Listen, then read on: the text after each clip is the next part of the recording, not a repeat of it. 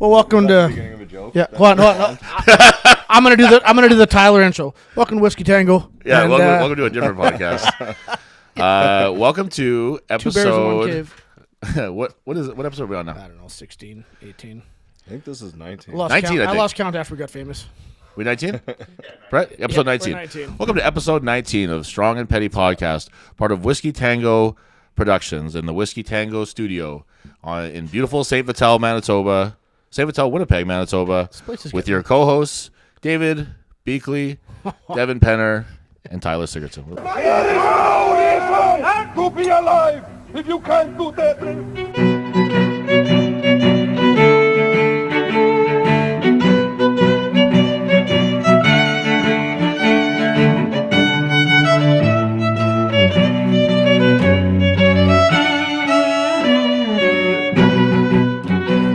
Westerns 2012. Whoa. Me, Beakley, and Dom.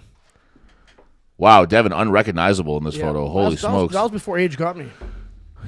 I've never imagined you being this young. That's crazy. Like a little boy. Yeah, that's wild. We'll have to can we put this on the thing somehow? Sure. Yeah, That'll be our cover picture. That's a great photo. Holy smokes! is that who's in the red shirt? That's not you. That's Beaks. Yeah. Really? Is that you? On the far end? Wow. Yep. Time. Cruel to us all. Yeah. Motherfucker to some of us. Wow. It's 11 years ago. Westerns. What year was that? 2012. 2012. Oh no, that's Wade in the red. That's Wade. Okay, that's what I thought it was. Dom, yeah. Devin, Wade, McDowell, me. Okay. That was 2012. 11 years. Wow, that's crazy, man. Like it's funny when I hear something or see something was like 2012. I'm like, oh, that's like practically brand new, and then you think about it for a second, you're like, oh, it's 11 years ago. Like we lost. Yeah. Yeah, it's very old. Time got screwed up. That is fucking bonkers. Who won that year? Scott Cumming. Yeah, no, Every that makes sense. I guess. Every time. What kind of fucking question is that? Where did I didn't know who got signed. I think Provic actually pulled. I want to say Provic. I think Provic was pretty steadily right behind Scott in a lot of those competitions. I think it's been. I thought that was the year Provic was injured. That could be. Oh, and he was MC. Oh. Did Wade go to Canadians that year? Dom was mid-pack there, like a higher mid-pack. He didn't That'd podium. be like the year Wade went to Canadians. Yeah, that was the beginning of Dom's like incline up the type ascension, thing. yeah, Yeah. comeuppance, which he's still receiving to this day. His comeuppance. Yeah, but still, everybody thinks you do more strongman than he did back then. Yeah, absolutely. Everyone. Well, to be fair, he looked like a big fat guy, and I looked like I was somebody who's in shape, even though he was way stronger than me. So that's the difference. The public perception is that if you have tits, you could not possibly be strong, but it's usually the opposite of that, actually. I mean, you're not really good at strongman until your name is spelled wrong on a bar I shirt. Absolutely, yeah. Until that's how you've made it. You've done it. You made it. It's totally my fault. It's weird though. It's kind of strange to talk about, say, someone like Dom, because I think that, like, I've said before that it's really important to me that, like, the Manitoba strongman scene is, like, aware of, like, the old guard and the guys who kind of made this a thing. And I think a lot of guys don't know who Dom is, which is really a shame, because he was a fucking guy where, first of all, he's one of the biggest, probably the biggest personality we've ever had in Manitoba strongman. And also, like, he was strongman is one of those sports where the numbers go up so exponentially every year. Like the weights that you used to see at Worlds, we're seeing at Westerns now. Literally, we're seeing them at freaking nationals, man, at amateur. Some of the weights, right? So when you think about some of these numbers that were like crazy 10 years ago, they're just not that crazy now. Like you need to have an 800-pound deadlift to be competitive in top Canadian strongman. Yeah. So when that's so scary, it's insane. You know what I mean? Like it's just 800 is just the new normal you need to have to be really good at that level. Or to be just passable at that level, really. Yeah. And Dom was a guy who had like an 820 deadlift in like 2016.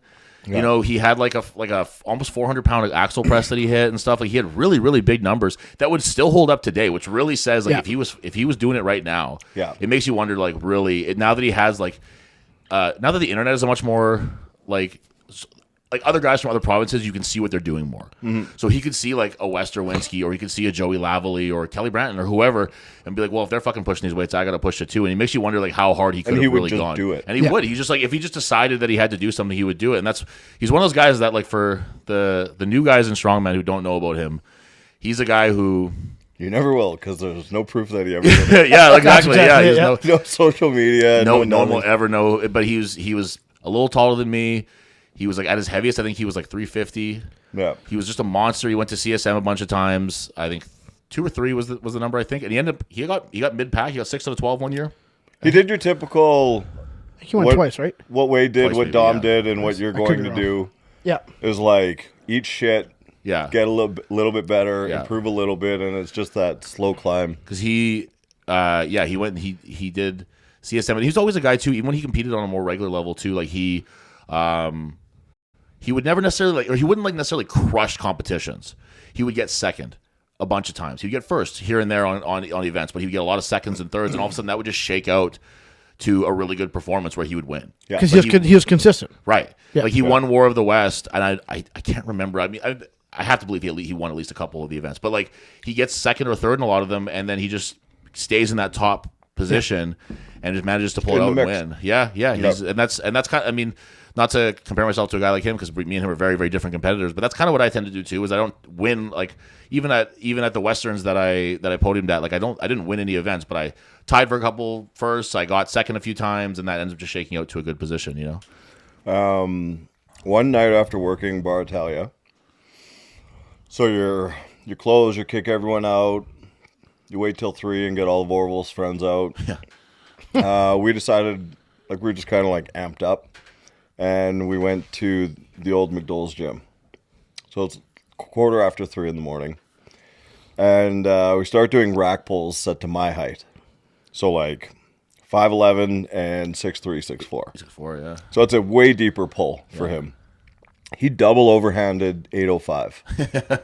Jeez. Like Yeah. double overhand with that is insane. Yeah. Yeah.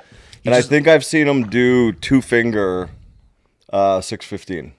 Crazy. Like 2 fingers on each hand. Yeah, it's just 605, 615. Somewhere around there. He's just a guy where it's just like it's like I said, I wish that more people were kind of aware of the stuff that he did, because it's just like the stuff of legends is the shit that he's done, where like even like the in gym lifts that he's done are fucking crazy. And he was really like, it's really exceptional too in that he was like competing at this high level when nobody else in Manitoba was competing at that level. Yeah. You know what I mean? Like there's nobody To push him. that way. Yeah. Like he had to look to the west. Well, he's younger than I am. What is Dom?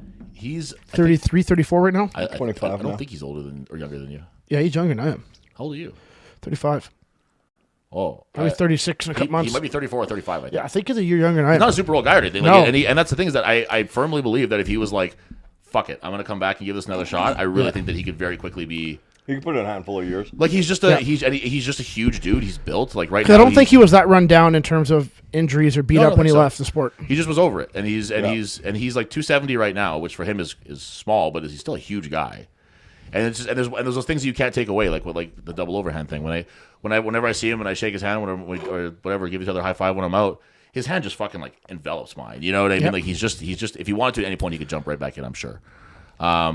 The image of you two just like old school Tecmo Bowl high fiving is so awesome. Well, now that we're like roughly the same size too, like I remember it used to be like me like hanging out with him when I was like literally like he would like I could be like a ventriloquist dummy on his leg. You know what I mean? Like Yeah. he was just so much bigger than me and so much stronger than me. But that was what got me better. That at Strongman in general was hanging out with a guy who was so much fucking better than me.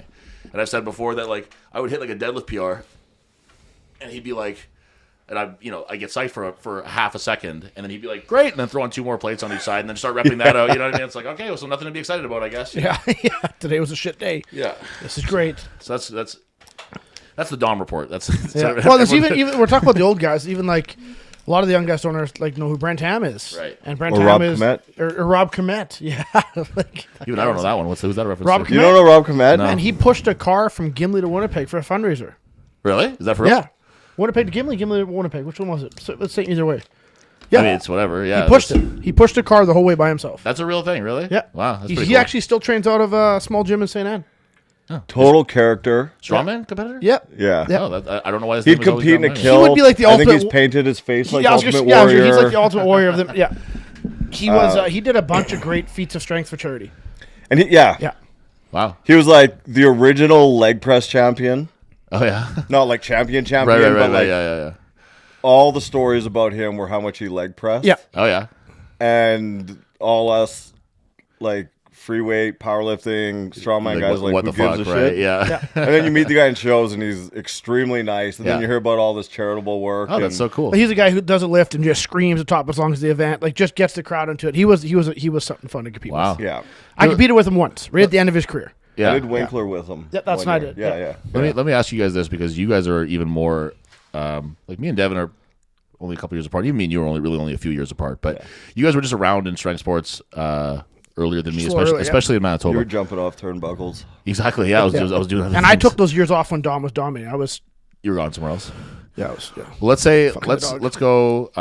Mount Rushmore is four heads, right? Who would you guys put as your Mount Rushmore of Manitoba strength sports? Strongman specifically. Strongman? Strongman, yeah.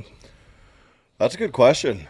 And I'm purposely being vague, where I could say whoever you think is important in any way. Like, are we talking who was the best, or who had the biggest impact on where Manitoba Strongman is today? Let's say that. Let's say the latter. Who has the biggest impact? Devin's really resisting saying myself, like Devin Penner. But frankly, I wouldn't disagree with you on that. I would say. I know you're not trying to. Yeah, you were around before I was. Like, I think you and McDole. But let's be clear. I'm not talking about who's been around the longest. Yeah, I'm talking but they might know some people I'm forgetting, because there were the guys from the early 2000s that I didn't know. Is Tyler Hillerbrand on your Mount Rushmore? I never met him. Is Ryan Espy on your Mount Rushmore? I think of Espy as an arm wrestler. Yeah, he was a good competitor, but I don't know if he. I think of people who did a lot for the sport, and mine only dates back to the early 2000s. I mean, realistically, it doesn't go for a whole lot further back than that, I don't think, right? Yeah. So I would be like Ham, McDole. Yeah. And now with this resurgence, you two. I think I would say Devin, Ham, McDole, and Dom to have a competitor on there, somebody who was like really influential and was important. Because he hosted a couple comps, didn't he? In the late 2014 to 17, or you guys did a couple. Me and him did.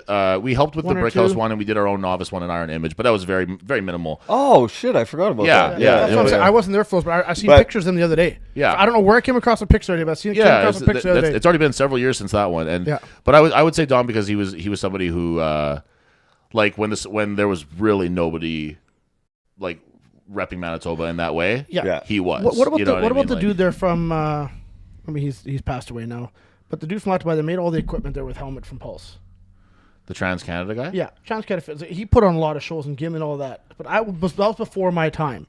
That would have been late '90s, early 2000s when Brett made us run the worlds. He could be the one that he did a lot to start the sport. Precedes, because he put a lot of money into the sport. Well, that's all the stuff that we can do now. I still use the equipment today. Yeah. So I would say I don't know what but I know he did a lot of comps. So take you off or Tyler? Yeah, take me off. I'm new age right now. I would say Brent and him back in the late 90s and early 2000s. Yeah. McDole carried that torch, I think, and he helped Brent with that, but sort of end of 2000s, early 2010s. Yeah. Would have been McDole's helping Brent. I can't see McDole's one of those guys where it's like, I can't think where Strongman would be in Manitoba right now. If he wasn't there just to like at the very least like maintain an interest in people. Yeah. You know what I mean? Like, that's what I'm saying. When Brent kind of transitioned out, that McDole was doing a lot of it then, and then when McDole kind of transitioned out, 2015, 16-ish around there, started fading down in Manitoba. It just with you guys changing locations of your gyms, all this shit happened. Yeah. And then I kind of took over from there. I'd say the last, because I've been in 2016 or 17 putting on shows, 17. Right. So the last 5 years I've definitely been dominant. I've had a hand in every show since 2017. Yeah. You look at the old man. I don't know how one many of the shows things I miss most is finishing a sentence. The second thing I miss most is those old Saturdays at McDole's gym. Well, that was the thing, is that's what got me interested. He wasn't done. Where there was a prolonged. I know. Like Jordan, Quinn, and myself would be training for powerlifting, and then the strongman group would be like you two, Dom, Wade, Ammo, Ryan Green, obviously McDole. I remember those guys. Deloli. Yeah. Will would bounce back and forth between the two groups. But the names just keep going and going and going, and the atmosphere. If you could capture those Saturdays and make that an everyday thing in a gym, that's as close as you could come to being Westside Barbell without being in Westside Barbell. So today we had that at my gym, and it wasn't even planned. I had no idea you guys were coming. I was actually at church at the park. We had a weekend camping thing with the church. I didn't go, but I went to service. And actually, Gordon Johnson came out and joined us at church. And also, my phone rings during church. I have it vibrate, and it's thrown. So now I'm like, I just texted us. I'm at church. I'll call you back. He's like, we're at your gym. All right, Matt. So I was back doors. I leave the back door open for that reason. Certain guys, I know they come on the weekends. Back door's always open, especially for thrones. For thrones. Yeah. I think he's just better chance hooking up with me, but yeah. He'll do my karaoke at Limelight. Yeah. But so I rolled love back in that. there, and I forgot I told Lexi to come, and Janae and Brian, because I'm trying to get Brian. Actually, sounds like he's going to compete next year with us. Yeah, I saw that. That's great. Yeah, which is good. We'll have another open athlete, and he's really strong. Anyways, I didn't realize Tyler was there. So Tyler, Anna, Kelsey, Thrones, Lexi, me, my buddy Lambert joined in, Brian, Gorge. Like, we had 12. Literally a dozen people at least. Yeah. Holy shit, all doing tire flip, yoke farmers. And actually got a couple messages after from Lambert, a couple guys being like, hey man, the vibe in there today, or the environment was something I miss. And I'm like, yeah, we haven't had that. And none of us knew each other were training. Yeah. No, it just worked out really And well. it all worked. We were all there at noon. Yeah. There's been there's a tire flip in the upcoming provincials. Nice. And it's been already a real bicep buster for some people. We already had one guy just had I love surgery tire yesterday. Yeah, he just had his Really? distal. He tore it first day distal training. tendon. Yeah. That sucks. So that's shitty. So I'm really making a point of showing people like, hey, this is how you flip a tire, not with your arms. Don't do it that way. But no, those environments, if we had those to this day, the sport would grow. I think it would go exponentially. Just rivalries. No rivalries. So anyway, between speaking of gyms. tire Yeah. flip. Fuck are you laughing at again over there? Can't wait to put you through the ringer next weekend. Sorry, I did mean to interrupt, but I didn't mean to interrupt. But I do have something to add to the tire flip. My thought process is gone. Do you remember James Diefenbaugh? Yes, I do. I beat that guy at 2 comps, and now he's an ASM champion. Yeah. Talk about one guy going forward, one guy going downhill. North Dakota strongman. okay. The tire in Winkler, and I'm not the tallest guy, especially for strongman. Second, I don't have very long arms. And I was like chin on tire trying to find the right grid. Yep. And he taught me To go wide with it. the wide, Yeah. and it's such a game changer. Yeah. And a big biceps changer. Right. Just with you saying like the biceps buster. Yeah. That technique, you never see it used, Yeah. but when competitors get good with it, Even the Achilles tendon killer. Yeah. It could Yeah. be. It's a lot of things. been there for that one. Who Yeah, talked about that story? Nope. The Wade story? No, that was a bad. Oh, Wade's. No. I Popped his only- Achilles. I only vaguely remember that, but That wasn't was it like a 1,000-pound tire. 1,000-pound tire, right? That no one had 1,000-pound flipped. tire. Didn't he go out there cold? It just a random It flip? was early spring. Yeah. McDowell and I are doing farmers, and Wade just in his head had, I got to do the tire. I got to be the first one to do it. Getting like CSM, like squirrely brain, and McDowell, who was, his coach and training partner, was like, dude, don't do it. It's too early. You don't have to be there yet. Yeah. Sand on the streets from Winnipeg winter. And it's probably like cold outside. Yeah. it was, yeah. Like, we were literally across the parking lot. And Wade got the tire on his knee. And when you step back to catch it, right. I swear to God, I've heard about this all my life, but I've never been present for it. You heard like a pop. Oh God, that's so. gruesome. And John just hit the deck. And we're like, holy shit. And you go over and be like, are you okay? And McDowell with his AT background, he's like, that's an Achilles. Oh really? And you could see it. Yeah. But to Wade's credit, I've never heard of any athlete got at any level of that sport. fucking tire. I'll do it on one leg. He came back faster from Really? an Achilles tear than anyone I've ever heard of. That's wild. And they Ugh. couldn't do surgery on it, am I correct? Or could they? No, he had surgery. He did have surgery? Yeah. Oh, okay. Yeah. That's wild. That's of all the injuries, that's the one that makes me just like the thought he most. didn't You know have what I surgery. mean? Like the I remember Achilles. talking about how I was like trying to sew meat to meat and it wasn't working. Am I wrong? That's what he explained it to me one time. That I thought he wanted surgery, but they couldn't. I'll have to run it by McDowell, but I swear. Check if I'm wrong. Yeah, Yeah. I might be wrong. Yep. Yeah. McDowell would love to correct me. Bet you wouldn't say that to his face. Well, I wouldn't do something that he would be able to correct me in his face. So we had we're now a week and a bit removed from Vita. Week and something, whatever. Where we had again like a really July 1st, 2 weeks out. We're 2 weeks out. yeah 2 weeks. Oh yeah, holy shit, 2 weeks out. More than 2 weeks out. And This will Westerns. come out, it'll be 3 weeks. Holy smokes, No. Well, 2.5, I guess. yeah. it'll be a certain amount of days afterwards. That's for sure. 17 days. It wasn't And- yesterday. And it was it was not today, that's for sure. And it was I think I wasn't there, but I hear it was a big success. I chose not to attend, but Actually. But I heard it was a big success, and I heard it went really well, and everybody Yeah, we had one hiccup, but what was the hiccup? and I went back to the old roots of. I mean, I was kind of whatever. We can channel that into my rant from yesterday. I guess I've been on edge a little bit lately, but also that freaking comp. And the only hiccup wasn't the farmers. So because you have 11 different weight categories, you're changing weights all the time. I have an opinion on this, so I'm looking forward to you saying this. Yeah, and then I will share my opinion. Yeah, on what went on The farmers. On what aspect? Well, okay, so this is what I heard was that the weights were misloaded for the U90 guys. Yeah, And then some of the U90 guys took umbrage with that and were complaining or something. Is that maybe I'm getting this through the telephone here.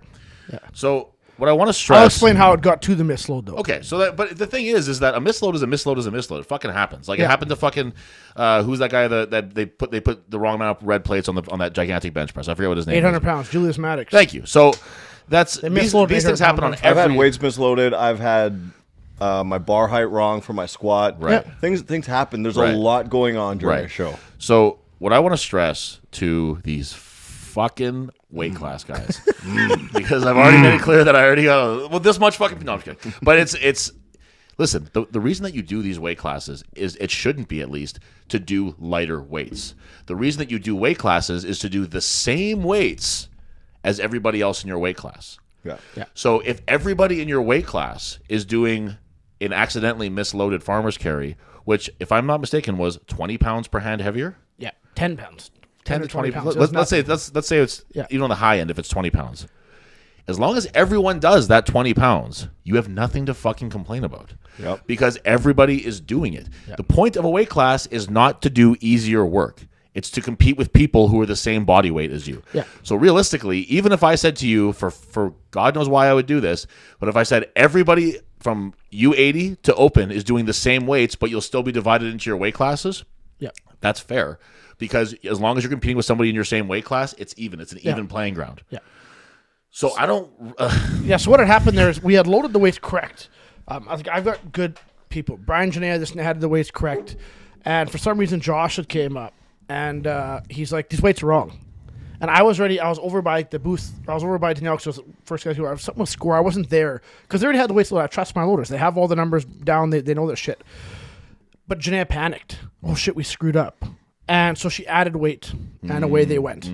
And I gave them shit. Well, I didn't really give them shit because they know what they're doing. But I'm like, never listen to a fucking competitor. No. I'm like, they've got competition brain going on.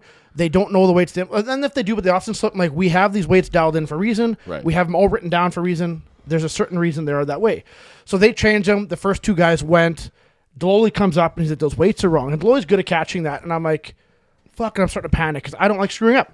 And I'm like, Deloli weighs the fucking plastic collars he puts on his bar to make guaranteed. sure that he's very... But he approaches things, he's very cerebral. Yeah. He won't attack a helper and be like, you did this wrong. No, he just came up and said, Devin, those are misloaded.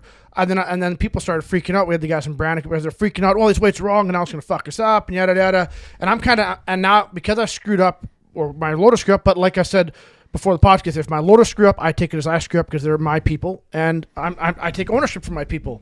And I was like, fuck, and I'm starting to lose my mind a bit, and I'm getting angry at Janae, but like, what went wrong here?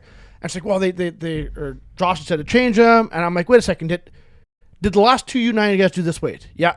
I'm like, then has anybody of the U90s not done this weight? No, they all did it. I said, well, and I pulled the old typical, all the branding guys and all. I'm like, welcome to fucking Strongman. You're all doing 250 a hand instead of 230. Right, and that happens. Yeah, and you know what? And not to harp on him, Ryan's the only guy who finished. The 20 pounds wouldn't have made a difference anyways. They might have made it an extra 10 feet. But 10% is not going to give them, most of them made it 60 to 80 feet, I think. A couple guys maybe made the turn.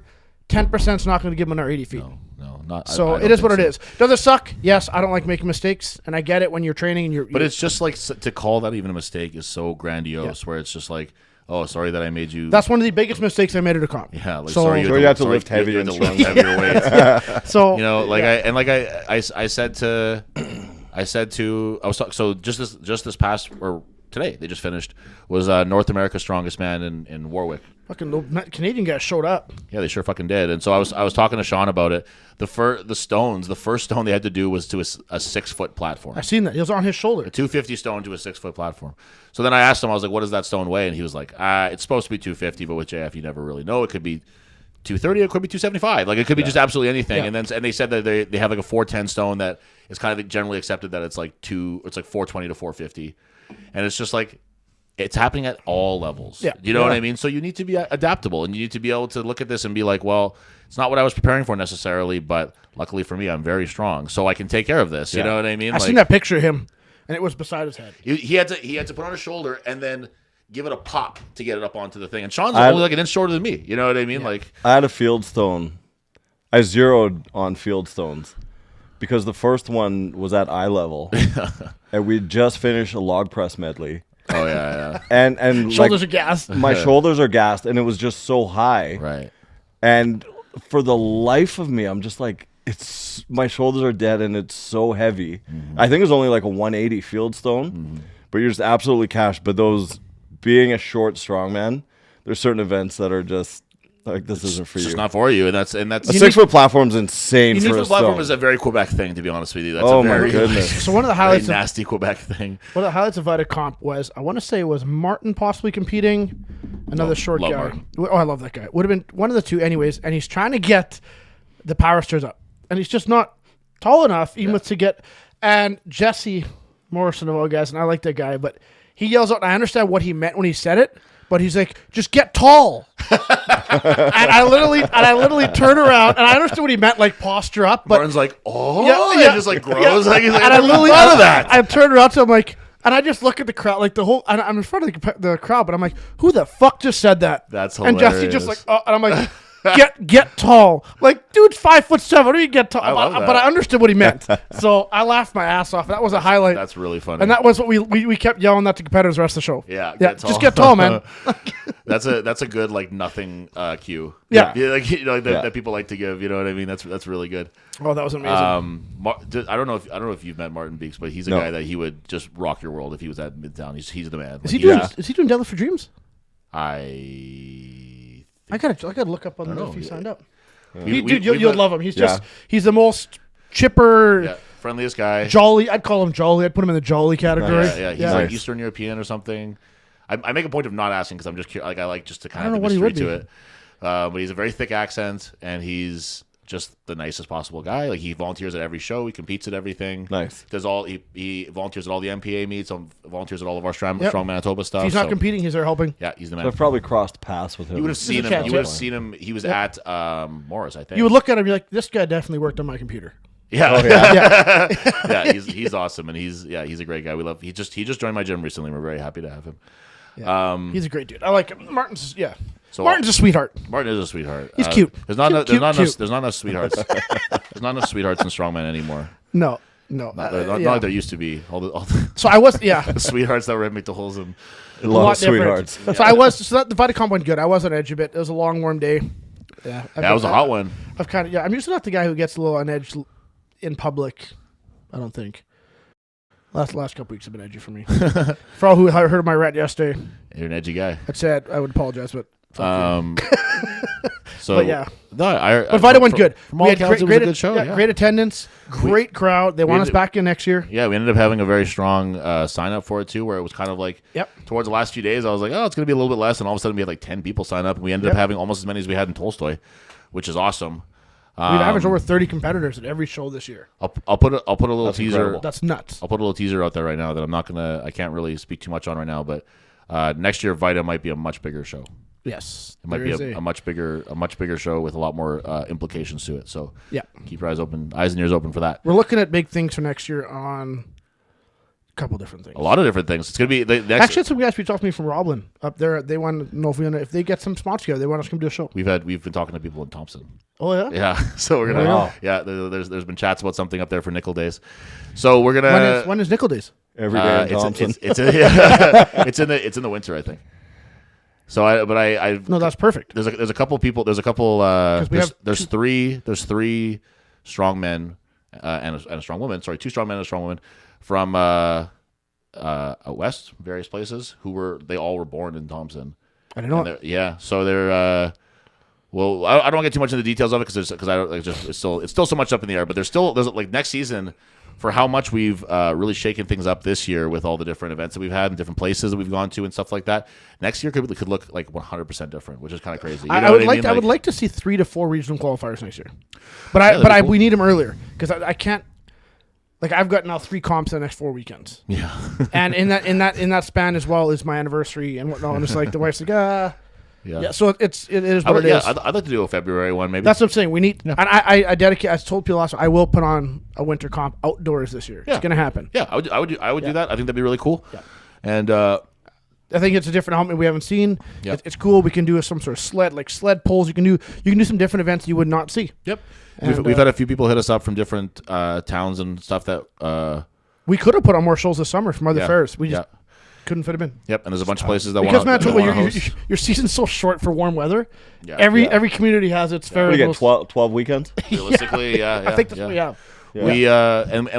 We find ourselves in a position now where suddenly it's like we like me and Devin were actually like I'll give you like a peek behind the curtain here that we were like pretty concerned that we were overbooking the season. Yeah, because we were like we have a lot of competitions here, and I was like, how many times can I make the guys in my gym do this, like be the only 4 guys there over and over again if nobody else shows up, you know what I mean? And all of a sudden we ended up having, like I said, we've had 30 plus at every competition we've had so far. This besides the Morris one, which was a pro-am, so it's different. Yeah, but we had. But I mean, even there, we had 20 something with the guys and the girls. And I expect Toronto to be a little less too, just due to provincials and nationals. And it's also, but it's also a heavy show. It's also being presented as a different show, right? Yeah. It's not like a for everyone show to be blunt, right? It's a show that's going to be heavier and harder, and we're going to make it so that it's scalable in a sense, so that everybody can take a crack at it. But it's not going to be a show that everyone's going to breeze through. That's for sure. No, there will be zeros, or myself, or anybody is going to breeze through. But it's like the idea that next year we have so many things that we didn't do this year that we could potentially do next year now that we have so many more people, and it's just like exciting new opportunities and shit. And we've built some equipment that we're going to showcase in nationals that no one knows about yet. Yeah, we got some new that'll stuff roll into shows next year. So we have with the amount of equipment we've acquired, we can put on a lot of shows. Yep, and as long as people are still like you said, you have Brian in your gym who's interested in starting, and I have 2 people in my gym, 3 now, who are the novice show for you next year will be their debut. Well, I think Justin Chartier too. Like Juice, he's sounds like he's going to do it this. Yeah, so it's the ball's really rolling now, and it's like it feels like it's like I said this before on the podcast, but it's like fucking finally, you know what I mean? Where it's just like it's finally starting to be a little bit like autonomous, where I don't have to like go and like poke everyone in the back to be like sign up for this fucking competition. Yeah. You know what I mean? Like it's just everyone wants to do it, and it's really really exciting, and we're seeing like a really strong female contingent. I'm hoping we see some podiums at nationals. Yeah. I think we have the a few there. Yeah. We have a few in between our couple gyms, or all the gyms in Manitoba. We have all the guys. I think we have some podium contenders. I think the women, we have a really good chance of some podiums. Yes. Yeah. I think that not to put anybody specific on the spot, but there's probably 3 people that I can think of off the top of my head right now who have a very good chance of at the very least getting in that top, like, because some of these divisions have like 20 people in them, right? Yeah. So getting in that top 7 or whatever is like a really great finish. And to be like, oh, it's only 7th. That's in all of Canada. That's right, and and so like last year in the open division, Dan finished like 7th out of open was big 20 or something. Yeah. It was a huge number. So to get that is like it feels like a podium when you get that high on it, because it's just like, damn, it's a lot. You look down the list and see all the guys you beat, like it's like. But then you look at the top place guy and you're like, I'm 2 years away from that guy. Yeah, you know what I mean? Like if you look at that, for sure. Yeah. I like seeing the growth. I truly enjoy seeing the growth of women strongmen in the province. Yeah, it's been really cool. I don't know what other provinces are like, but seeing crossovers like Kelsey and Lexi and Jocelyn, who's been, she was powerlifter first, but she's been putting her time in with it, and just more and more women coming out for it. Yeah, it adds to the shows, so it's not 15 men and 2 women. Right. And I want to keep them in the shows. The retention is important. Yeah. And by doing that, I mean, the only way we're going to keep these women is by not blowing up their fucking DMs with creepy messages. You know what I'm saying? So if you're a competitor... Yeah, Beaks. If you're a fucking competitor in Manitoba and you're blowing up any of the women's DMs with creepy fucking messages, I don't want to scare these chicks off from comps. You know who you are, I guess. Fuck. Yeah, is something going over my head right now? We'll tell you about it later. And it's not just one person. There's several. There's a couple people. Because I get these messages because of the harassment policies of Strongman Corp coming out after that, and after we had a suicide in the States, not we, but there's a suicide in the States in Strongman this year. Yeah. Over bullying and different whatever that might things. mean, harassment stuff. Harassment stuff. It's a bit of a there's some rules being put in place, and there's matches to the get that I haven't even told you or haven't told you, because I always keep, even when you were asking me about my rant the other day, hey Devin, who is this regarding? And what did I tell you? You wouldn't tell me. I don't give names to anybody because I don't need to spread this shit even further than it's already spread. But yeah, if you're fucking commenting on chicks' posts, just fucking don't be a creep. Here's a life lesson. Grow a fucking pair and talk to them in person. Well, that's the thing. Like, I said before, like, because I've experienced this. I've had people DM you. Well, I've yes, never but had I can only imagine some of the shit that you've got. When I was a young svelte wrestler with a six pack, I got a lot of creepy men messaging me. Oh, I can only imagine. I'm waiting for sure. that. What's day. the most you've sold a pair of wrestling gotch for? To Have you ever sold them? Come on. Have I? Oh, You're yeah, crazy for sure. if you haven't. Yeah, of No course I have. way. Yeah, of course I have. How much? All right, I'll tell you. I didn't know you did, but I knew you did. I'll tell you a little story here that I shouldn't. I'm probably No fucking way you gonna be should. embarrassed about. So there was a dude who would message me on my wrestling Instagram and just be like, "Hey man, like I'm a collector," which is like which is a very common thing, right? So I was like, "Well, yeah, you're a collector, sure, whatever." So I know what the deal is, but he was just like, "I'd love to buy some of your trunks, like your gear." I framed them, put them on the wall, whatever, and I was like, "Sure, you do." But I was like, man, I don't give a fuck. Whatever you want to do with them, sure. So he was like, yeah, I'll buy them from you. And I was like, hey, great. And he was like, don't wash them though. And I was like, yes, no problem. I got that from the restaurant. I was like, I'm not gonna use my money to wash my clothes to give them to you. So yeah, I was like, sure. So we came up with a dollar amount. It was basically enough that I could get rid of those and buy a nice new pair with this. Like I wasn't gonna get rich off of this shit, right? But I get a new pair and just replace them basically. Yeah. So, I'm trying to think of the order of events here, because eventually he kind of became comfortable with the idea of like, yeah, like I'm just a weird gay guy and I want to smell your trunks, and I was like, yeah, that's fine. Like I don't really give a fuck what you do with it. So he was like, what about like gym clothes? And I was like, sure, I guess, like whatever, dude. Like I really don't give a fuck. Like I was just like. I was at a point in my life where I really didn't give a fuck. I was like I was very much in like starving artist mode through wrestling, right? Like I wasn't making a lot of money doing anything and whatever. So the guy was like, yeah, sure, I was like, yeah, sure, like fucking gym socks, who cares, whatever. And then he was like, can I want to work at Bar Eye with me? He's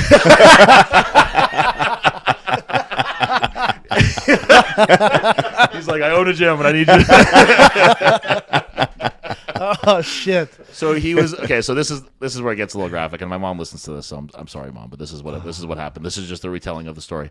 Was that he asked if I would relieve myself into the trunks, orgasmically. Oh, I wasn't catching that. It wasn't like a dump or like a taking a piss. We grasped that. Yeah, so it was. We should have left it that. So your mom could have figured it out. It was a phallic release, is what they were looking for. And I was like, oh man, I was like, I don't know, like that's kind of a bridge too far now, I think. And then, so my ex at the time was like, well, why don't we just fool around, and then that's just where we'll wrap things up. And I was like, oh, I can't believe I even started this story. This is fun. Yeah. I've never seen Tyler rant before. The story's great enough without you adding it. He's sweating. He's literally sweating. He's glistening. So I was like, you know what? All right. So I tacked some money on top of it, and the guy was like, sure, no problem. So now we're talking about like a pretty. Like, are we in the 4 digits now? No, not that high. But we're in several $100s, and which to me was a king's ransom at that point. So I was. Which right now is a king's ransom. So I was like, for sure. So then he was like, this is where it really got to like the meat of the matter, was that he was like, but I have to see you doing it to believe that it's you. And I was like, that's it. Sorry, like that's the end of the line. Like you've gone too far now. And he was like, well, I have to, like, otherwise you could fake it. And I was like, well, hold on now. You're gonna jerk someone else off into them. So I was like, wouldn't it be weirder if I went to my friend Devin and I was like, listen, I gotta get you to jerk off into these shorts because I just can't possibly do it. And then I take them back from you. Yeah, and wrap them up and I hold them and I mail them to this guy. I'm like, wouldn't that be stranger? And he was just like, and then that's when I kind of got. I was like, this whole thing was to get a video of me jerking off into these shorts. Yeah. And then I did it. No, I didn't do it. No, I didn't do it. But I that was the end of that, and I didn't end up getting any money out of it. So I got taken for a ride. But you got money till that point. I had sold other gear. I think I sold a pair of trunks to him before that point. Okay. So I got made a couple $100 probably. Nice. But the point of that whole story is, don't DM the women. Obviously, don't DM the woman. Yeah. DM Tyler. Yeah, DM me if you want to make some money. I can He point you in the clearly right said direction. if you have $100. Yep. Yeah. I'll take care of it. I'll You know, point I guess I'll point you in Tyler the right started direction. OnlyFans. Yeah. Yeah. Hey, I guess I've never made it. I always said if I ever autographed a baby, I knew I made it. But I'd almost rather.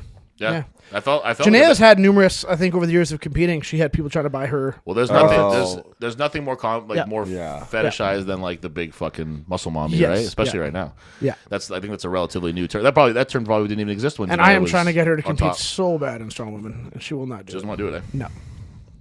I've asked her a couple times, Piece and of she doesn't. shit. She just seems to be really just not into it. No. Just doesn't. She doesn't like the workout. They're too slow. I'm like, hey, let's just take a rest period, because you got to hit a top lift. I'm not resting. Oh no, like just give me 60 fucking seconds. I'm not stopping for 60 seconds. That's crazy. Just keep at it. She's very all or nothing. Yeah. Yeah. Like Well, that's what she said couldn't too. dabble in strongman. That's what she That's said. what she She said. was She would like, have she's to like, I wouldn't be able to become- just enjoy it. Yeah, her whole personality would have to become Yeah. a strongman. Yeah. Yeah.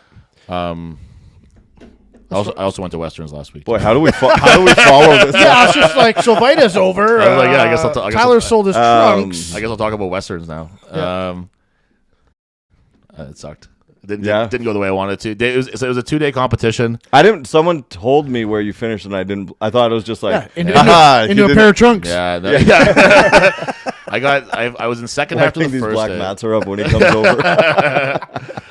I finished second in the first day, and I was feeling good, and I knew that the next day was going to be a tough one for me. Yeah. The grip event was in that one, which is like a really bad one for me, but I was like, I could probably cut my losses in that one enough that And then let's add in some rain. it shouldn't be that bad. The rain, I would love to blame it. Didn't affect me at all, honestly. Well, it's just equal to everybody. Yeah. Leaf Paulson, who put on the competition there in Fort Mac, who's just this fucking jack monster too, by the way. I've never met him before, but he's like just huge. And him and his crew, we did the first show in like the middle of like sort of like their rec center kind of, I guess you call it, whatever, like a big area. Yep. And good audience, really good audience actually, and went really well. So the second day was supposed to rain, and they were like, "Okay, we're gonna kind of play it by ear." And then eventually it was like, "Okay, this is supposed to fucking pour now." So we end up taking Westerns, which is like the biggest show in Western Canada, and doing it in Leaf's gym, which is probably 1,500 to 2,000 square feet. Oh shit. Yeah, so it was a very small space, and but to him and his crew's credit, like they made it happen. We did the frame run outside, and they had like, the They had tents that tent you would upon have. tent Yeah, upon they had like tent. 5 of them in a row. So they did make it happen, and so nothing but respect and credit to those guys for that. But it was I don't know, the grip thing. It sewered both me and Dan. We both lost a lot of points on that one. And the log just didn't go well. It was just like, and then the only thing that did kind of go well for me was they had a wheel of pain, which is like from like the Conan the Barbarian thing. The video of you doing that got me fired up. It was sick, yeah. And it was like, it was raining, and it felt really cool, and it was like so if anyone's not familiar with the wheel of pain, it's from Conan the Barbarian, where they spin the big circle, and it's just like a torture thing. And they do it at the Rogue as like this gigantic. They replicated the movie one for that. So the guys from Fort Mac were like, we're going to do that too. And I know that some of the Fort Mac guys listen to this. They told me that, which is much appreciated, cool, much respected. We did not know what the fuck to expect on that wheel of pain, because it's such a huge thing. You know what I mean? And it's just like to be a 100% from scratch homemade thing like that. Yeah.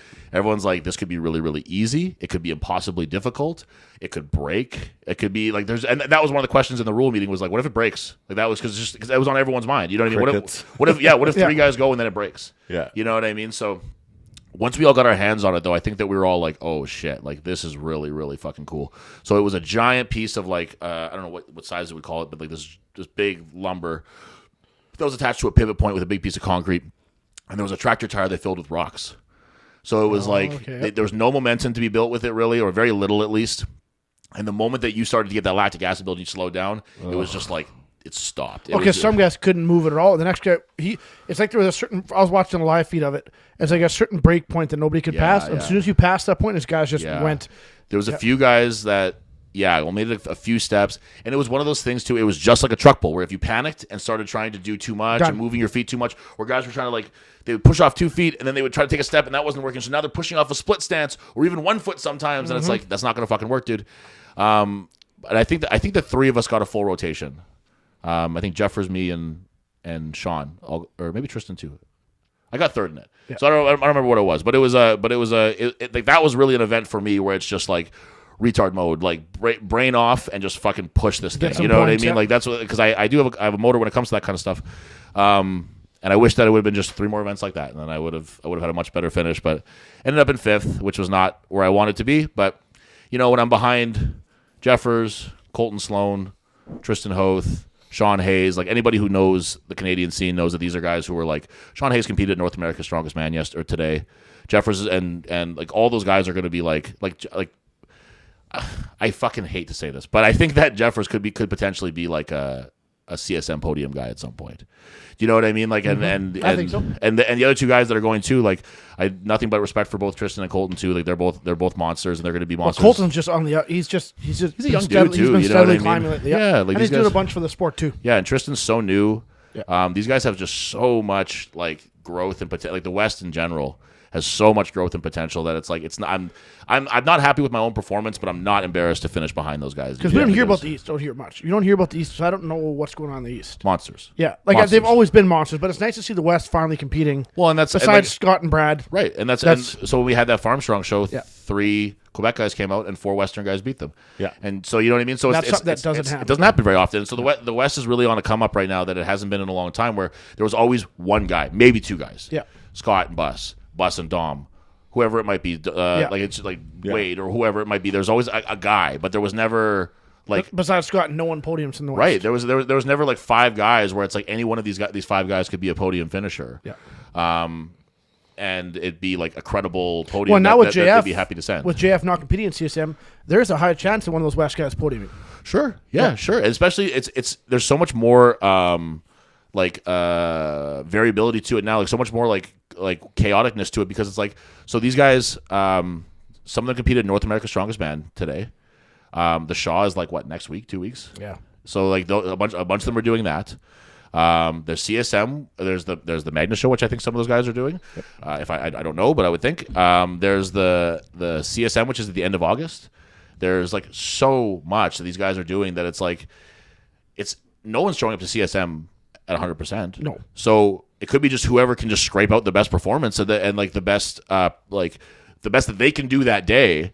Maybe everybody at 100%, the scores are different, but that's just what the sport is now, right? Like there's so many more important competitions than there used to be that it's like, and the Canadian guys are all of a sudden at these world level shows. Yep. Like Colton competed in Lithuania 4 days after Westerns. Yeah, and did well in Lithuania. Yeah, he got second place. Yeah, he got in an airplane and flew to Lithuania and did Big Z's show in Lithuania. That's insane. It's bonkers. And got second. Yeah, got second. Yeah. I was fucking crippled for 2 days after that fucking competition. Like jet lag. Yeah. How your body feels after you're 4 days you're not even recovered flight. Yet. Yep. And recovering from a show. That's absolutely insane. These guys are monsters. And being that size on a plane. Right, yeah. Just the travel. Yeah. Like, just the taxing of travel is a lot. So he's doing a big push for Aboriginal competitors, which is nice. Yeah. He's donated a bunch of his programming to get more Aboriginal people in the sport, which is cool to see. He's doing a lot for his. It's cool to be in, honestly, having spent, I'd say, more than my fair share of time on reserves. Yeah. Right. Untapped. Yeah. There's some big, strong motherfuckers. Right. And if it was just like, they don't even train. Yeah. They're just, they exist and they're strong. And if you channeled that, there could be, in Manitoba alone, 5 or 6 guys going to Westerns with like 2 years of dedicated training. Yeah. If there's a way to tap up north like that. Yeah, I agree. Get them some creatine. there was a dude. What I did we had a wrestling show at Treaty Days in somewhere, and there was a guy there who was like the leg wrestling champion. And they were like, "Yeah, we want one of the wrestlers to leg wrestle him." And I was like, "Fuck yeah, I'll do that." Like, and he like I have a picture next to him where he like absolutely dwarfs me. Yeah. Like he's so much taller than me, and not like built, but he's just huge, like just like a fucking like a true like mountain man kind of thing. You know what I mean? And fuck did he ever flip me over fast on that leg? Oh, yeah? Oh my God, dude. Yeah. I've never in my life imagined someone beating me so badly at something as he beat me in that. Like it was like they kind of I kind of knew the rules, but they showed it to me like, hey, 1, 2, 3, and it was like 1, 2, 3, and before I knew it, I was like my chin was digging into my chest, and I was flipping the other direction, and I was just like suddenly on my knees, the other like did a full flip backwards and was on my knees facing him. I was like, what the fuck just happened? And that was it. But and these guys, like I said, he's. I mean, obviously there's a technique to that, but he's so fucking strong, and he clearly doesn't lift weights. Yeah. Well, you know my buddy Curtis. Yeah. Do you know Curtis? I don't think I do. He's been around the gym for years, and If I've seen him, I recognize him type thing. But he's from Nelson House. Probably got 10 years on me, and I would say a clean 385 bench, and he might work out 5 times a year. 5 times a year. Yeah, you know, like quarterly, I get that text where he's like, "Bro, I'm back on the wagon. yeah, Going to the gym, this and that." And we were in Pittsburgh, and he was convinced he could beat me in a bench off. We went to like a Gold's Gym in Pittsburgh, and I'm like, I'm gonna crush him. yeah, Because I know his lifestyle and that he doesn't. I can't even say train. Like, he'll work out here and there, but you can't even call it training, because training is when you're training for something. And he put up 385 on like a shitty commercial bench. And so it's like, you have no idea how good that is. yeah. Yeah. You know? Yeah. Those numbers people train 6-7 years for don't get. Yeah. And don't get to. Yeah. Yeah. And there's got to be 100 Curtises out there that don't realize that they could be doing something pretty cool and pretty valuable for their communities. For sure. I've got one guy, Lane. He's from Robin, a native guy, and he's trying to get more natives involved up there. Yeah. And he's a big kid. I call him a kid because he's still young. He looks 40, but he's only like 25 or something. I don't even know if I think he's like 22, man. To be honest with you. Really? Yeah, I should know this. That's awesome. But I've lived and coached him for I think we're maybe coming up on a year now, maybe not quite. And he's made leaps and bounds. He's done well. So and he's actually Colton sent him an invite, a personal invite to that show out there. Mosaic one or whatever? Yeah, so he's going out there. He was pretty. They take their stuff pretty seriously. He messaged me, say, "Hey, Colton wants you to come out," and I'm like, "Absolutely, man!" Like, and Colton's been a good thing. He's been really good that way, trying to get him into and keep him motivated, because his training kind of goes up and down a bit with his motivation and just life in general. It's hard being away from everything too. You know what I mean? He's by himself. Like, yeah, he's only got training it. Yeah. Yeah, so that's really nice. I'm glad Colton did that, and he's excited. It's going to be a tough show for him. It's heavy. Yeah, Colton's a good guy, and he's doing good stuff, and it's nice to have like you know, like I can go and tell like a group of, you know, native youths or whatever, like, hey, this is a really cool thing and you guys should try it, and that might work.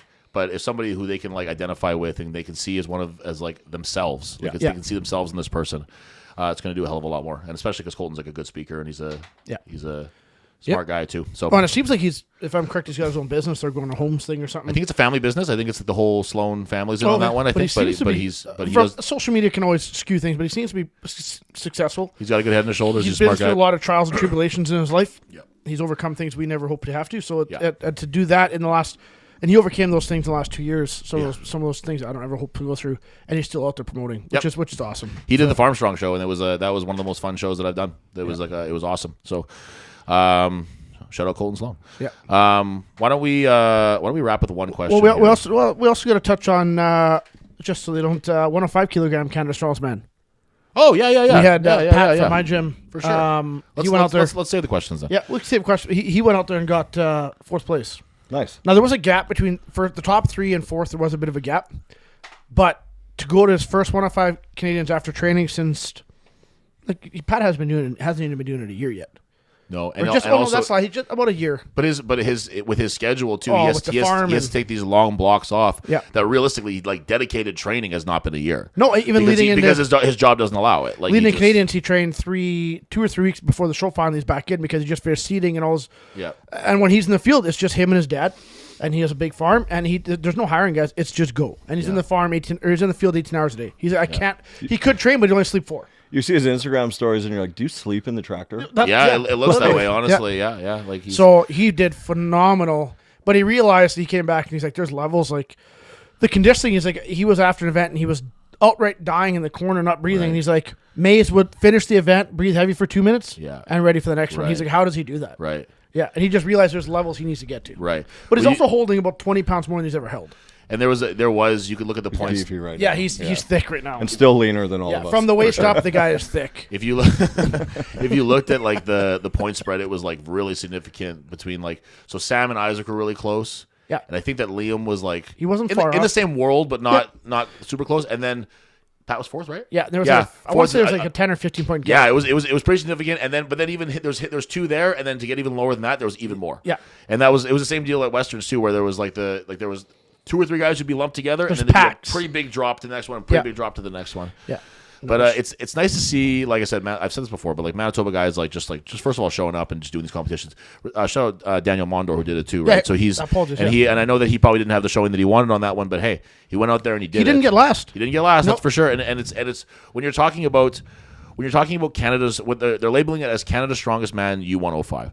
So you are.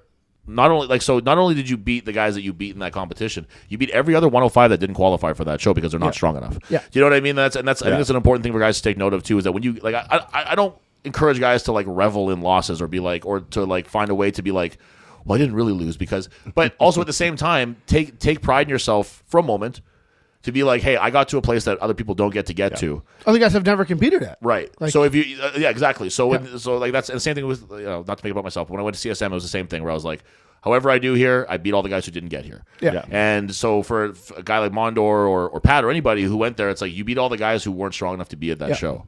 So credit. And to both those Mondor's guys. not a massive 231. No, he would be sitting. Yeah. In the You know low what? end of Mondor's a guy, if he develops his static strength, yeah. Because he's technically sound. his technically sound, you can tell there's got to be some Oli background. Yeah. He's very explosive. His power is great. And if he just develops like what you said, your retard strength, Yeah. if he can't split jerk it, but he can get it to that point where he struggles the way through. Right. That'll really boost Yeah. what he can do and where he'll stand. For sure. Yeah.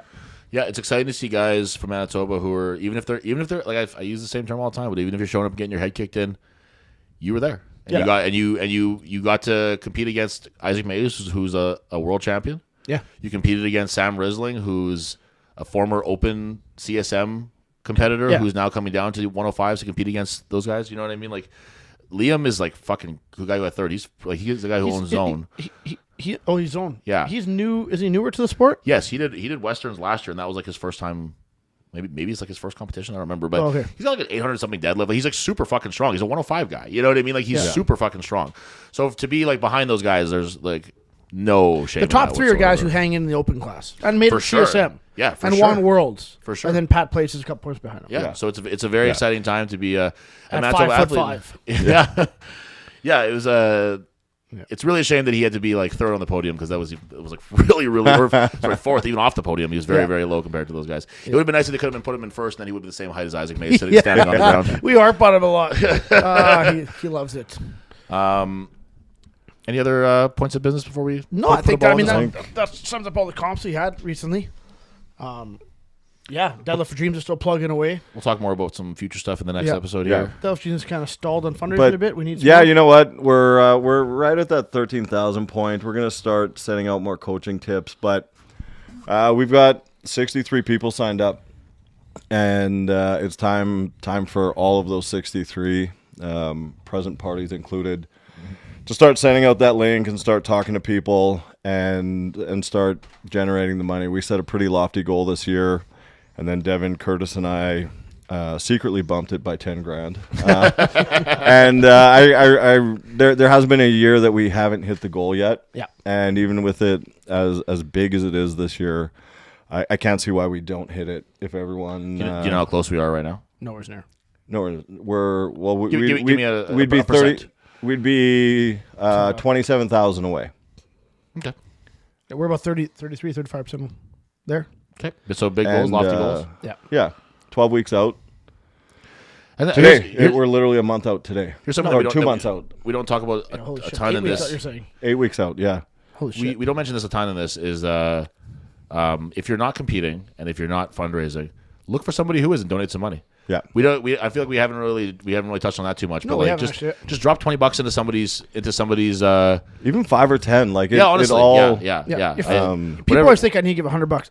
Give me $10. Give me $5. Whatever you can make work Yeah. it goes a long way. And so if you find yourself being like, I just, I feel like I can't raise enough money to make it worthwhile, or I don't want to compete or whatever, then just do the right thing and just give someone a little bit of a boost in their fundraising. And One of our guys nickel and dimed his way to $2,000 last year. that's what you were saying, yeah. And those 5s and 10s add up, and He had the most donations, Yeah. like in terms of people, but it was Right. small donations. He Right. was one of our top fundraisers. Right. yeah, So Deadlift for Dreams coming up real soon. Actually, it's funny that 4.5 months ago we were talking about that. It seemed like a very distant Yeah. thing in the future, and now it's coming right up.